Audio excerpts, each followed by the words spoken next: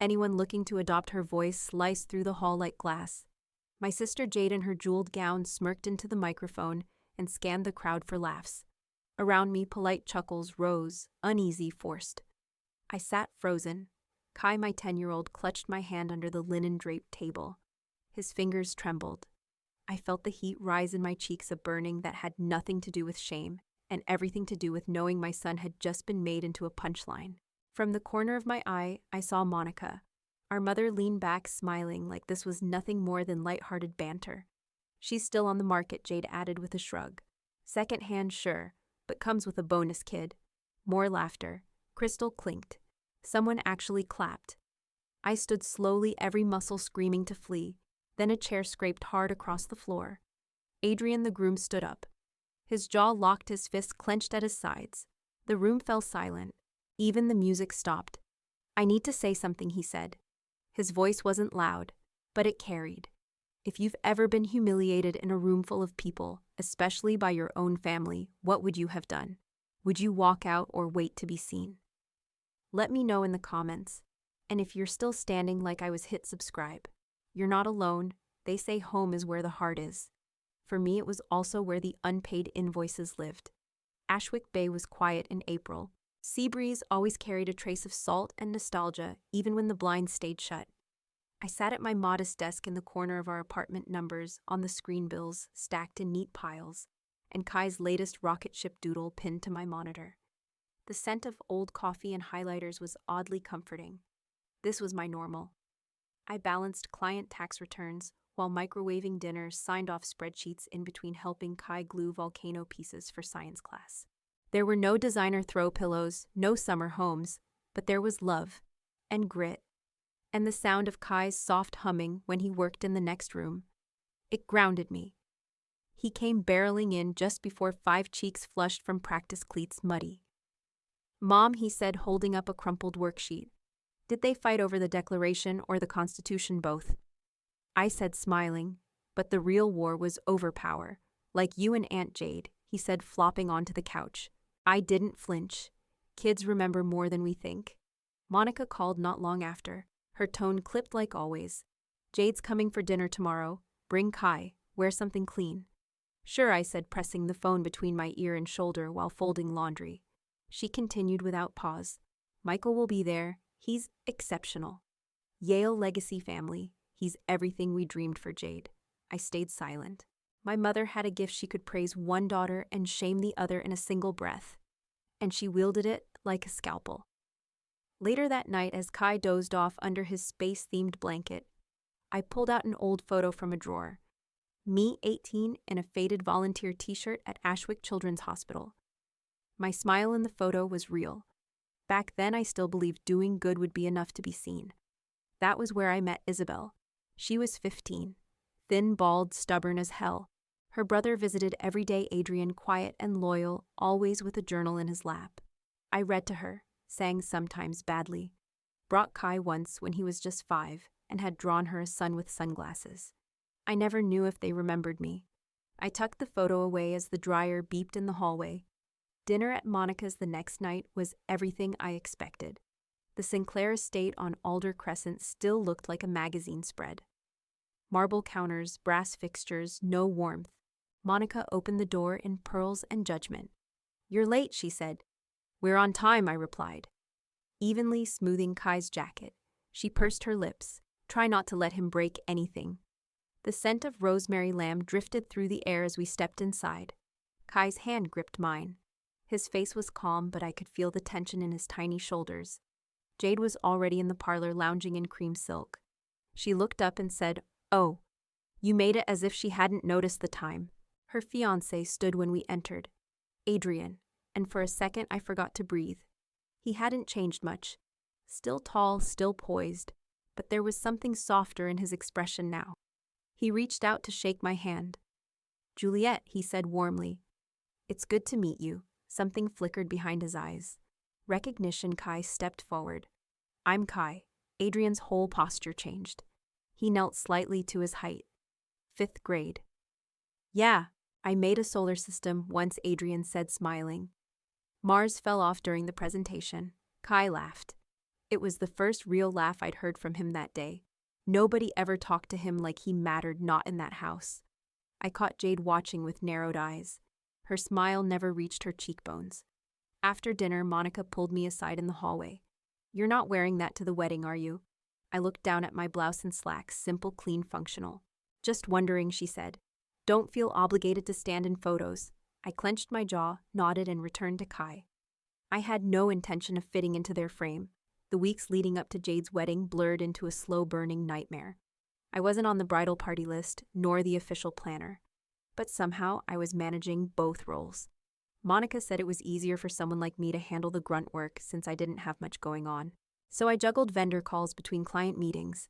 I fixed the flower order after Jade mixed up peonies with ranunculus. I rewrote the program when someone's name was spelled wrong. I even stayed up one night stitching ribbons onto favors after Jade's maid of honor spilled wine on them. Not that anyone thanked me. One evening, I was sitting in Monica's study, cross-checking seating charts by candlelight. The room smelled like lilies and old wood polish. The silence was thick. My pen tapped anxiously on a guest list. That's when I heard the soft knock. Adrian stepped in holding 2 mugs. Coffee, he offered. I blinked. Sure." He handed me one and glanced at the sea of paper on the desk. "You're basically running this wedding," he said. I shrugged. "Someone has to." Jade's busy trying on gowns and yelling at florists. Adrian chuckled. "You color-coded the RSVP list habit," I replied. "It's what I do. Order and chaos." He sat across from me. We sipped in silence for a moment, the room unusually still. "You ever feel like you've met someone before?" he asked suddenly. I paused mid-sip. "Déjà vu," he nodded, his gaze thoughtful. 12 years ago, my sister Isabelle was at Ashwick Children's. I froze. "I remember," I whispered. His eyes softened. "She used to talk about this volunteer Juliette.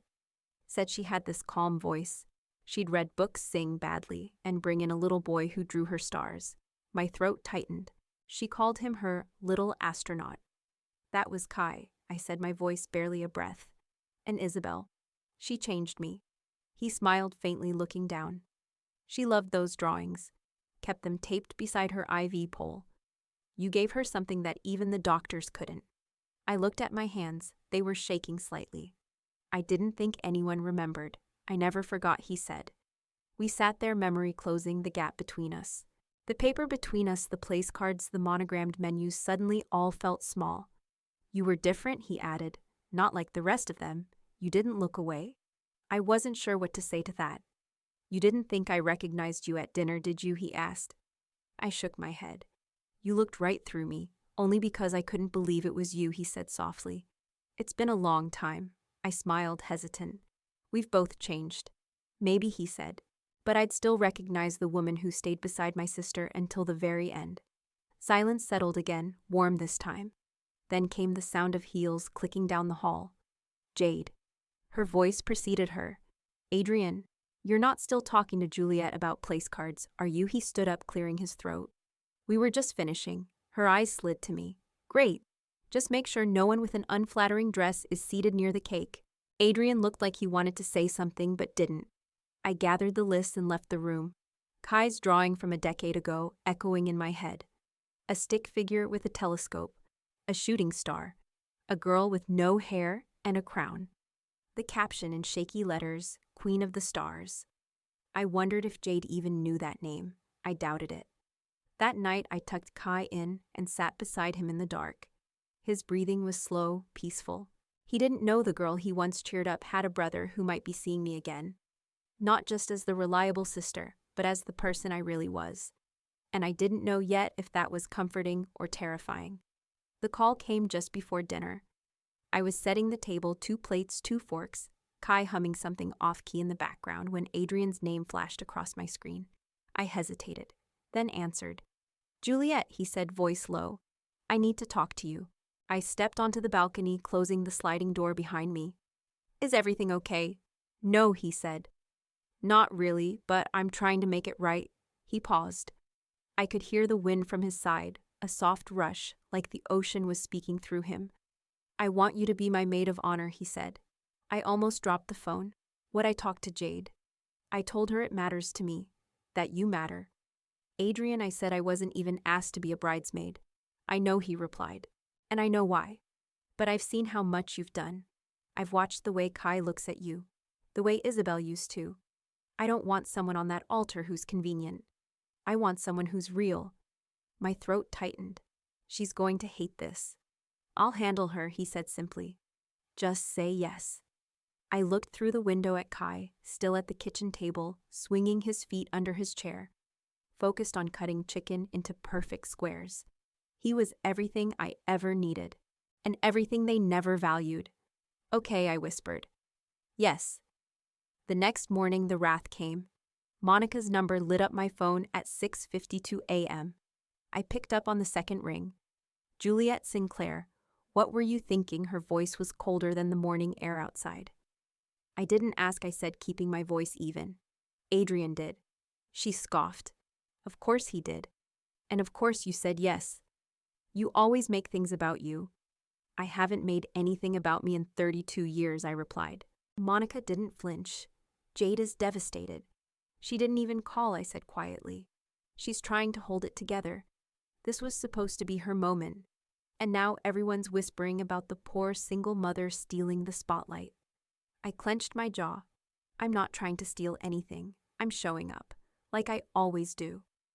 Don't ruin her wedding, Monica said sharply. Just fade, like you're good at. The call ended. I sat there staring at the floor phone still pressed to my ear long after the line went dead. Later that day, as I watched Kai pack his school bag, he turned to me and said, "Are we still going to the wedding?" "Yes," I said. He paused. "Even if they don't want you there," I looked at him carefully. "Do you want me there?" He blinked a little, stunned. "Mom, you're the only reason I even want to go." That night, I stood in front of the mirror. My old formal dress hung in the corner, something I wore once to a friend's retirement dinner. It was sky blue, simple, soft at the edges. I pulled it from the hanger, pressed the wrinkles out by hand. No rhinestones, no cleavage, no show. But it was me. I thought about everything they'd said about how I should shrink, disappear, step aside. Then I thought about Adrian's voice, the way he said, "You matter." I thought about Kai watching me from the pew. And I realized something: there was no going back. Not to the silence, not to being invisible, not to being the footnote at my own family's celebration. If I was going to stand there on that altar in front of them all, I was going to do it fully, as myself. The night before the wedding, I didn't sleep. I lay in bed staring at the ceiling, heart pounding like I was preparing for battle. In many ways, I was.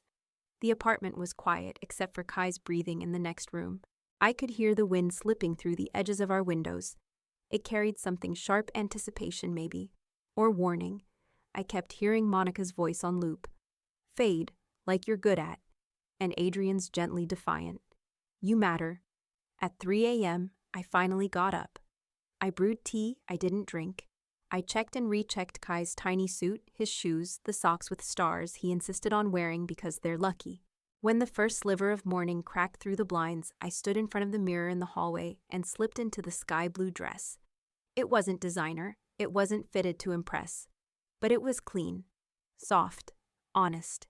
It was mine. Kai emerged, rubbing his eyes, hair tousled. "Whoa," he whispered. "You look like someone important." I smiled and kissed the top of his head. "That's funny. I feel like someone important." We arrived early at Elysian Hall Chapel. Light spilled in through the stained glass windows in hazy pinks and golds. It bathed the pews in something almost holy. For a moment I stood there in the doorway, just breathing it in.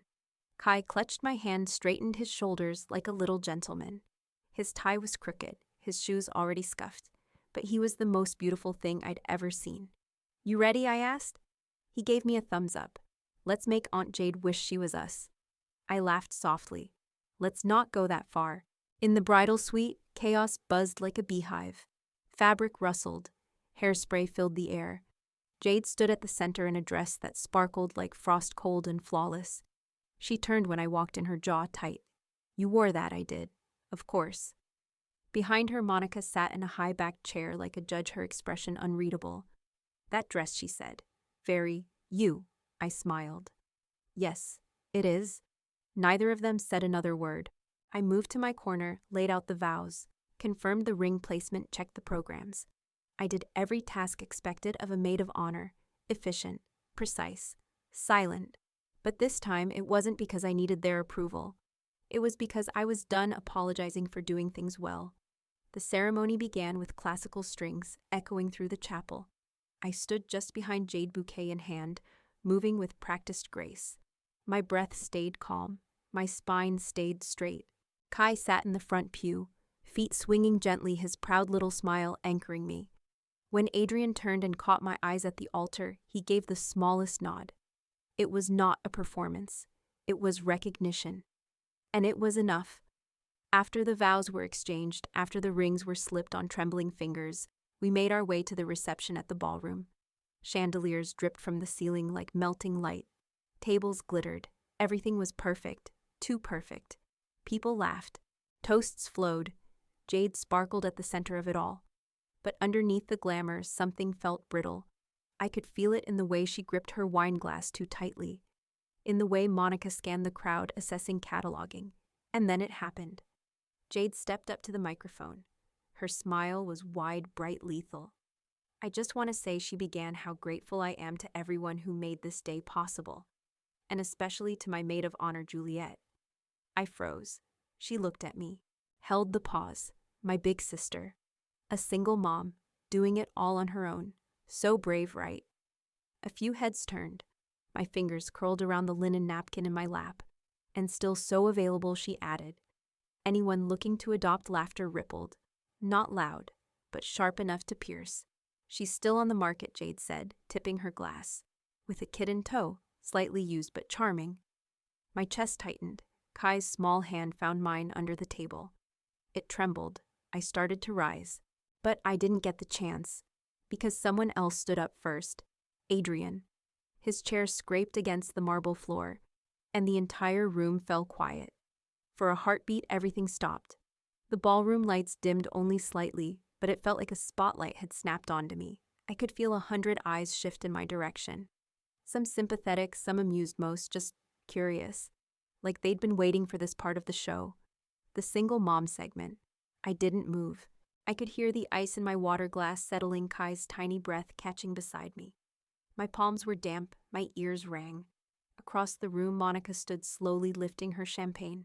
Our Juliette, she said, voice honeyed and cruel. Always the quiet one, reliable. Maybe a little dull, but secondhand goods still have their uses. Laughter rippled sharper now, less polite, more real. I closed my eyes. I thought of Kai. Of the nights we stayed up doing math homework, of holding his hand through ear infections, of pinching coupons to afford his astronaut-themed birthday party. Of every moment I chose him, even when no one else chose me. I stood my chair, sliding back, heart pounding in my throat. I didn't know what I'd say, or do, but I couldn't sit there and let him watch this. And then a sound, sharp, deliberate, a chair scraping back, loud. Adrian Blake stood. Every voice dropped. Glasses stilled. Forks paused midair. He walked slowly to the center of the ballroom, turned to face the guests, then looked directly at Jade. I need to say something, he said. His voice was calm, but there was fire in it, fury woven tight behind each syllable. Jade laughed, nervous. Michael, Adrian, whatever this is, can we? He raised a hand. She stopped. He turned his eyes toward the crowd. Tonight was supposed to be my wedding, a celebration of love, of loyalty, of truth. He looked at me, and I won't stand here and let that word truth get buried beneath cruelty. Whispers flickered through the room. Someone dropped a spoon. Adrian's gaze stayed fixed. Juliette and I didn't meet last month. We met over a decade ago in the pediatric cancer ward at Ashwick Children's Hospital. My sister Isabelle was dying. Gasps. One woman covered her mouth. Juliette was a volunteer. She read to Isabelle, sat with her through chemo, brought her son Kai, who was barely 5, to draw stars and planets, so Isabelle could pretend she was somewhere else, somewhere light. Kai squeezed my hand. I swallowed hard, blinking back tears. She wasn't just kind. She was present, constant. And to Isabelle, she was family. He took a breath, voice shaking now. And what I heard tonight from the people who claimed to be Juliette's blood wasn't love. It was mockery, dressed up in humor, laced with contempt. His eyes turned to Monica. You raised 2 daughters, but you only ever praised the one who played to the crowd. He looked at Jade, then back at me. I'm calling off this wedding. Silence. Pure cutting silence. No, Jade breathed, her voice trembling. You don't mean that. I do, he said. Because I know what love looks like. And this, he gestured to the room, the dress, the chandeliers. This isn't it. Someone gasped. A glass shattered in the back. Monica stepped forward, pale. Adrian, you don't know what you're doing. I know exactly what I'm doing, he said. Send me the bill. Then he turned, faced me.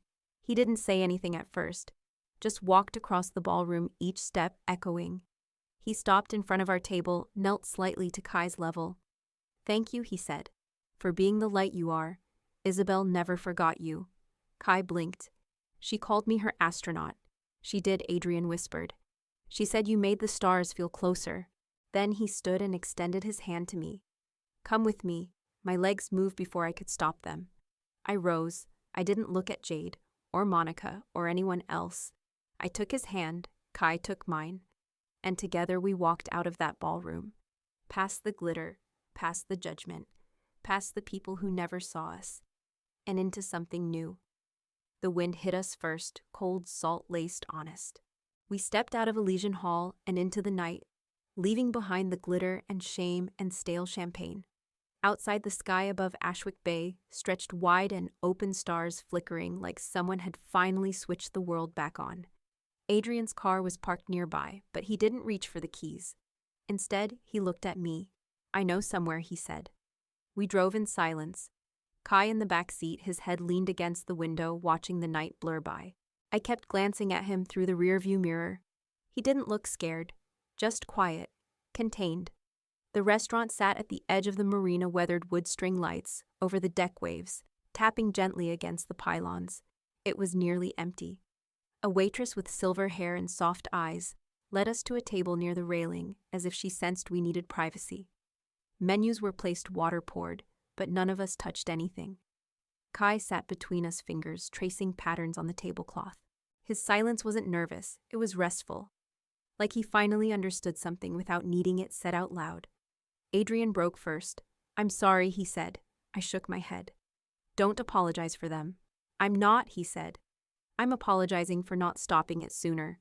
He exhaled, rubbed the back of his neck. I should have known what this would become. I should have protected you from her, from all of it. You did, I said quietly. Tonight you did. He looked down at his hands. They were steady now, unlike the trembling ones that had held the mic. You probably wonder why I was ever with Jade. I didn't answer. I was drowning after Isabelle died, he said. Jade was loud, bright, untouchable. She pulled me out, at first. His voice dropped. But she never asked about Isabelle, not once. Not what she liked, what mattered. It was like my grief bored her. I swallowed. That kind of emptiness didn't shock me anymore. Jade had a way of sucking all the air from the room and then mocking you for gasping. And then I saw you again, Adrian said, voice barely above a whisper. And I remembered. I looked out at the water. She used to say, I murmured, that you were her gravity. You kept her grounded even when she hated the hospital. He smiled faintly. And she said you were the only reason she could sleep. Kai looked up then. Who was Isabelle? Adrian turned to him, gentle. She was my little sister. She was your friend. Kai blinked, confused. You used to draw stars for her, Adrian said. She kept them next to her bed. Every time she got scared, she'd look at the sun with sunglasses and say, Kai's guarding me. Kai's face lit up. She said I was funny. You were her hero, Adrian said. Kai beamed. I didn't know she was your sister. Adrian nodded. She would have loved to know you remembered. The waves below crashed softly. The night had weight, but it wasn't heavy. It was grounding. Juliette leaned back, breath finally steady. I spent so long trying to prove I was enough, I said. And tonight I didn't even have to speak. You did, Adrian said. Every minute you stood there was a sentence. The waitress returned with 3 plates we didn't order. How special, she said with a kind smile. Don't worry, it's on me. We thanked her softly. Kai picked up a fry, thoughtful. Are we still going to the wedding brunch tomorrow? He asked innocently. Adrian chuckled. I think we've been uninvited. Cool, Kai said, popping the fry into his mouth. They're boring anyway, I laughed.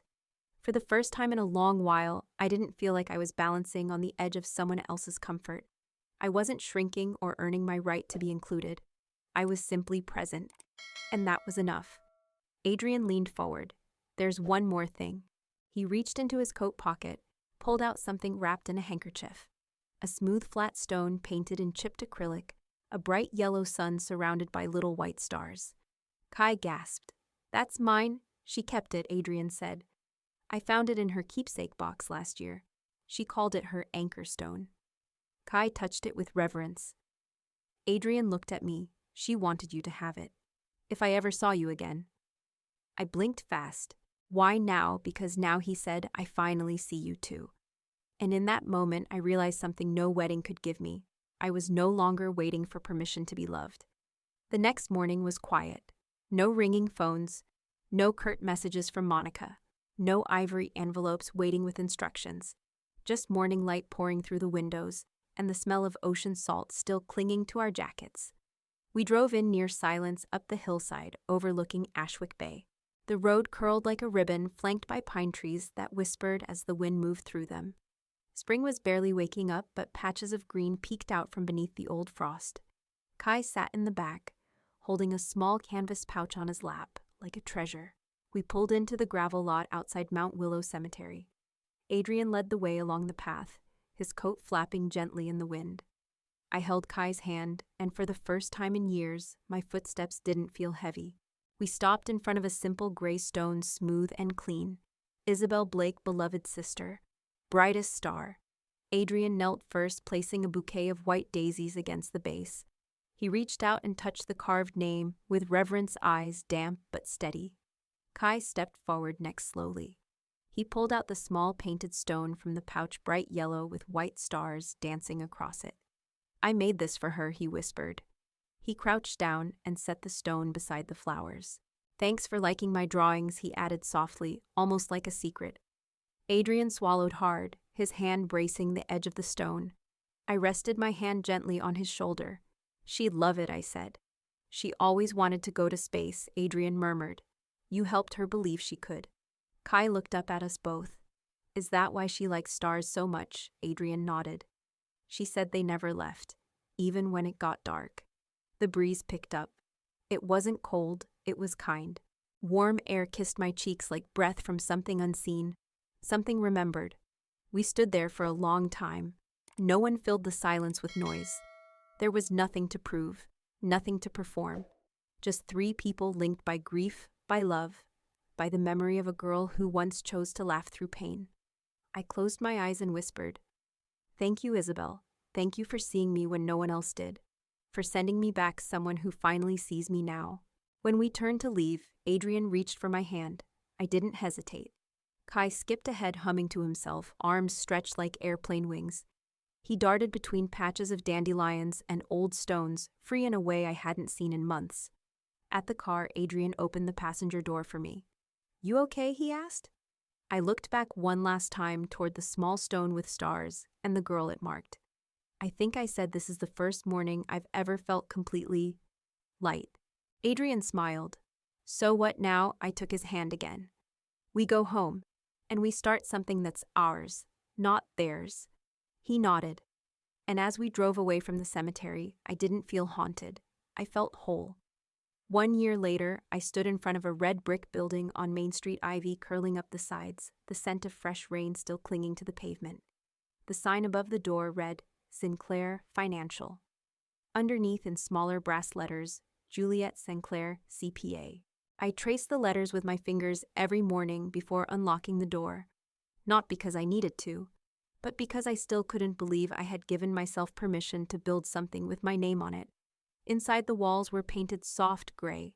A cozy couch sat in the corner beside a tall plant that refused to die no matter how much sunlight I forgot to give it.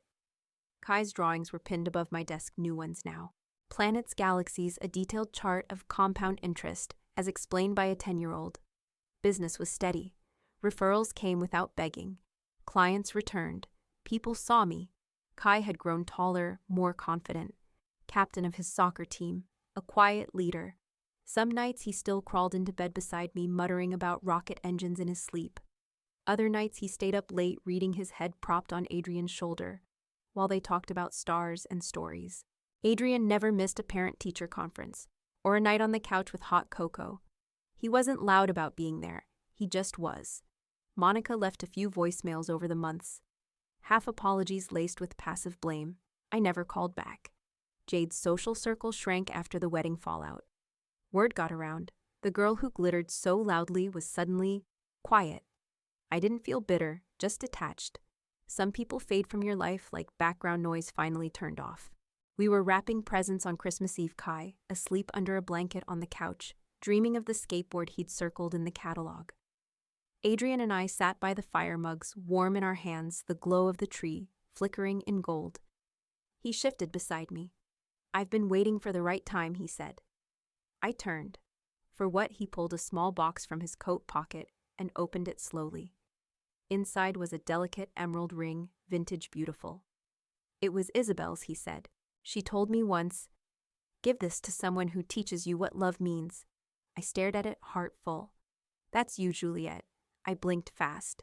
"Adrian," he smiled. "Will you marry me? Not because we have to, but because we already are." I looked over at Kai, curled under the lights safe, at the man beside me who had seen me truly from the start, at the ring soft green, like hope, like spring. "We're already family," I said, voice thick. "But yes, let's make it official." Outside, snow began to fall, quiet, slow, wrapping the world in new light. I didn't feel chosen. I didn't need to be, because this time I had chosen myself. And finally, I had been chosen. Back.